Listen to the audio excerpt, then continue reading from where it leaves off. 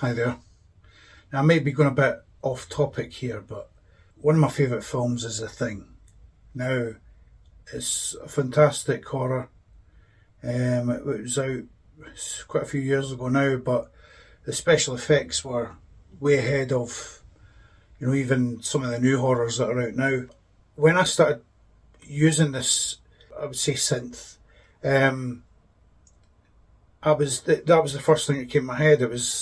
Reminded me of The Thing. It replicates sounds. So you put a sound into like a sample, just maybe a WAV file, or just one bass line, one note of a bass line. You put it into this, and Synplant replicates it. It finds different parts, different structures of the DNA of the sound, and it tries to replicate that sound. It branches off into different versions of the original sound. And the good thing is, it's then not a sample. It's synthesized that sound into that original sample, that little note that you had that you fed into it, so that then you've got the whole structure, the whole keyboard range, with effects and everything else. It's got its strengths and weaknesses. When we put voices into it, like human voices, it can't really replicate a human voice yet, but in the future, who's to say not? And other certain sounds, it finds it quite hard, but overall it does the trick, it does the job well. And so let's dive in it and have a look at it. So here we are in Synplant 2, and as you can see, it looks like a washing machine almost, but there's a lot of stuff going on inside Synplant. And obviously this part here is almost like the plant. It branches off, and you can set it for different keys. You can change the tuning, effect, the volume, release, all that jazz, and glide and velocity and stuff. And you've also got a part in here which is all your sort of changing all your effects, envelope LFOs and filters and stuff. So you can go into each individual part of this and modify it. It's almost like DNA, and there's different structures, different parts of the sound that you can manipulate. And then here is where all the magic happens. So what we're going to do is we're going to just drag in, let's start off with a kick. Let's drag a kick in here. Whoops. Here. Now the kick originally sounds like this. So this is a sample, remember, just a sample. It's just taken from a sample pack, and we're going to now clone this. We're going to sort of try and copy it. So if you just watch what happens here, and you're going to hear this resynthesize the sample into something that imitates what it originally was. So let's go.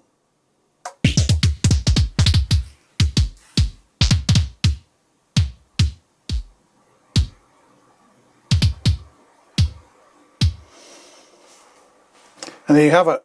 So now we have a drum kick, which sounds quite similar to that, I would say. But you can see there's different timbres or timbres or whatever you pronounce it, but it changes it slightly for each sample here. Now this is just a special effect, almost like a backwards snare or something. And let's see what Synplant does to this. You can hear it regenerating the sound.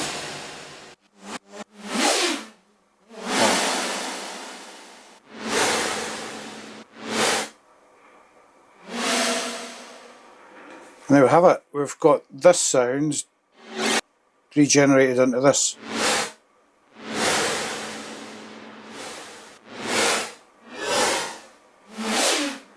I love that. Wow. It has cloned the sound to something very similar around this area here. a lot of reverb with the back of that one, but here it's totally changed it to something different, but it sounds so good.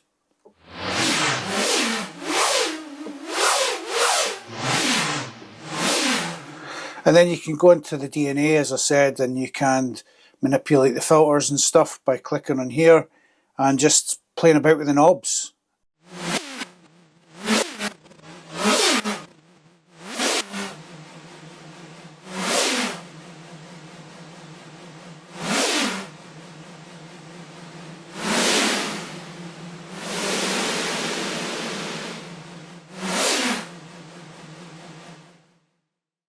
Let's try changing the oscillators.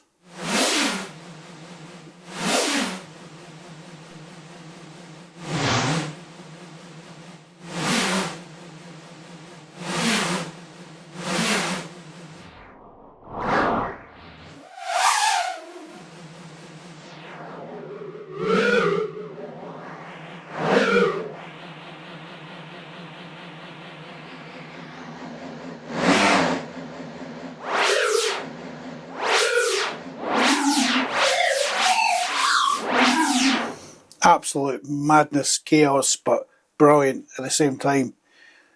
Great for creating your own special effects. Just a standard snare hit like that. Let's see what Synplant does to this. There we have it. So that was the original sound.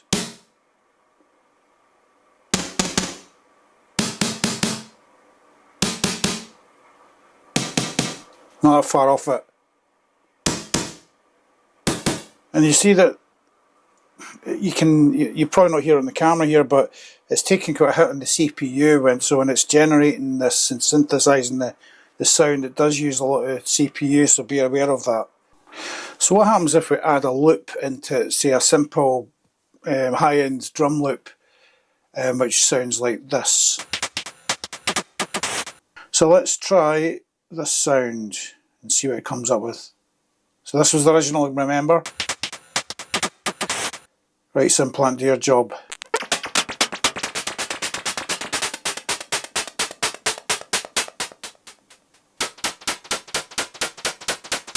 Now that did take a while, that one, but probably because of the length of the loop and what was going on. It's quite a busy thing, a busy sample to sort of try and recreate. But let's listen to what it sounds like.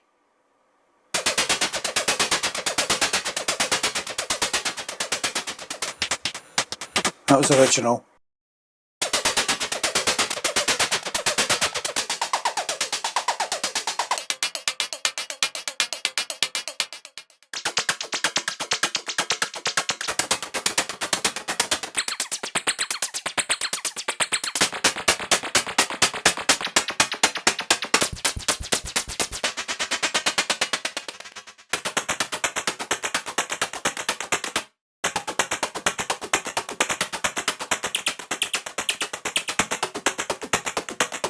So, on to the voices. Let's hear what Synplant can do to clone a voice. This is just a short snippet of a choir. And let's see what the end sounds like here. Yeah, we'll go with the start. Yeah, we'll go with that. So let's see what this does.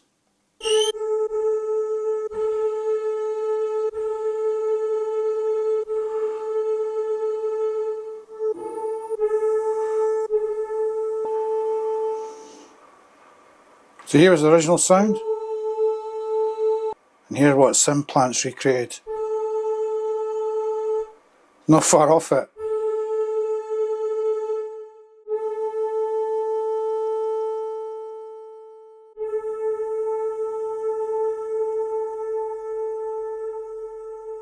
That's got a bit of a reverb tail. As I say, it's got built-in effects as well, and it can add them to the sample, which you can manipulate and change if you want to.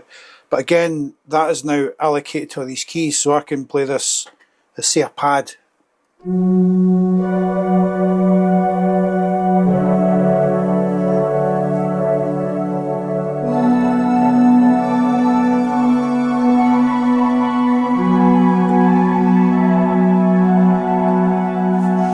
that was all from that. So as I say, you can get a sample and synthesize it, and you've got a completely different instrument. This is going to be quite an interesting one. This is like a clip from an Apollo mission or something. One of the samples I had on one of my event albums, but it's talking.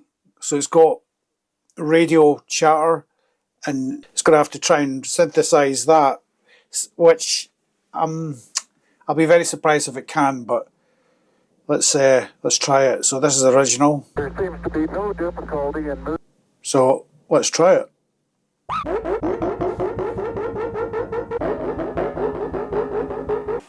Now again, that took a bit of time to grow, to create.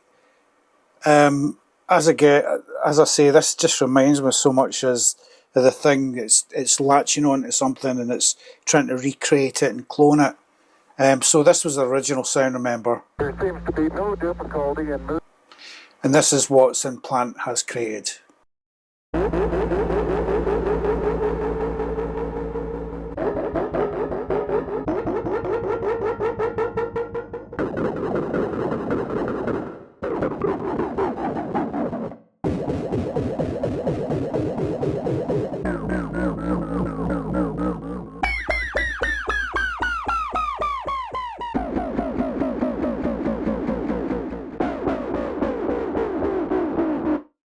So as you can see, it can't manipulate the words, the spoken words, but what it has created is something completely different, something that sounds out of this world. It just sounds great.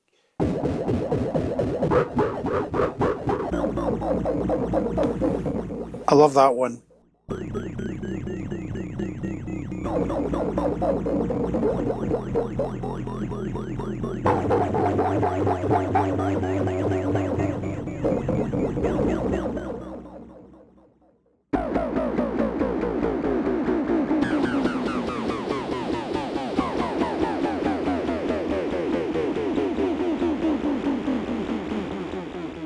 Let's play about with this one.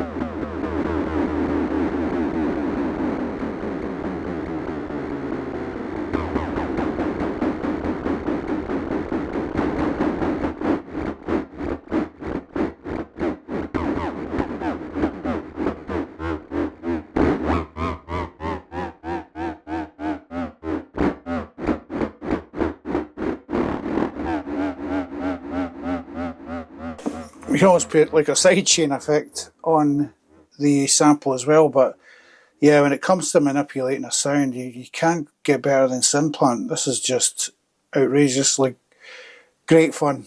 So let's try guitar.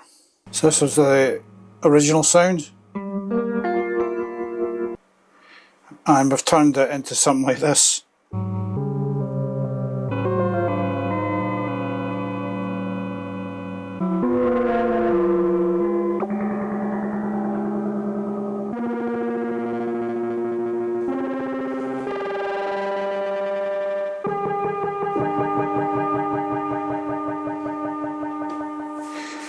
So again, because that's probably more like a guitar loop and not just a, one sound, it's probably not going to come out as good. So what about an electric bass guitar? That was the original sound, and it's created this.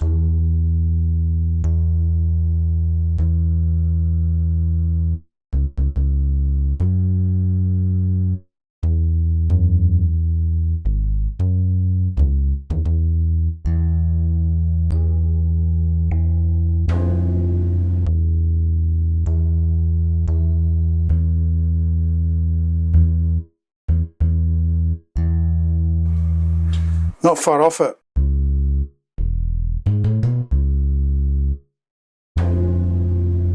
That's almost like a piano strike.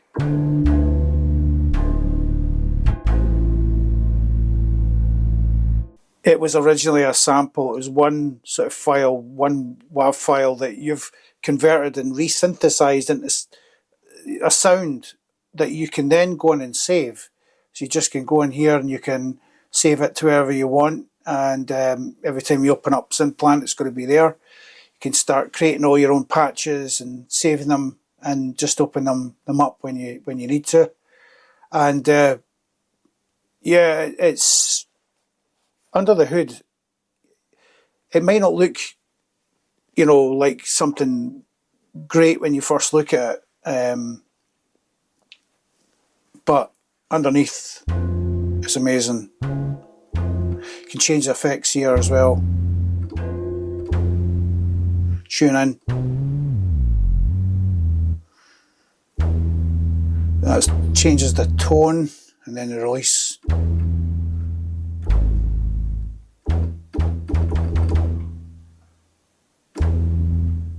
This is all the keys of, if you want to change the key of the sample, and then the volume. You can adjust the growth and everything, I believe, to the wheel. So you can go in here and you can put filters on and stuff onto the wheel. Will affect the filter.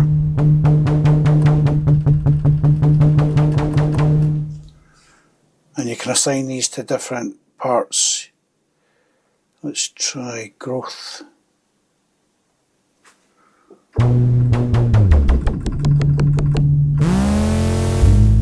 Wow.